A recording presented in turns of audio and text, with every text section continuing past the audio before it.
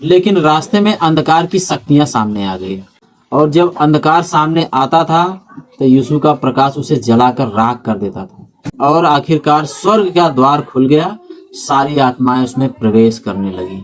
राहुल ने देखा एक कब्र के पास सैनिक पहरा दे रहे थे, और अचानक वहां एक आत्मा प्रकट हुई जिसकी सूरज जैसी चमक थी, और पत्थर लुढ़क गया, और परमेश्वर सर्वशक्तिमान यीशु मसीह जीवित होकर निकला। और प्रभु ने कहा, मृत्यु की हार हो चुकी है, जो मेरे पीछे आएगा वह अनंत जीवन पाएगा।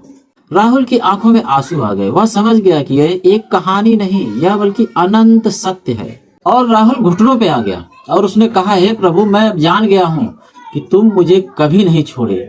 और उस रात से उसकी जिंदगी बदल गई। अब वह दूसरों से प्रेम से बात करने लगा, यीशु मसीह का सुसमाचार सुनाने लगा, लोगों में प्रेम बांटने लगा, और हर दिन यीशु का नाम में प्रार्थना करने लगा, और अपने नाम के साथ यीशु का नाम जोड़ लिया। शायद आप भी राहुल की तरह सोच रहे हैं कि सब खत्म हो गया, लेकिन रुकिए दोस्तों, 3 दिन अंधकार रहा, लेकिन फिर प्रकाश ने जीत ली।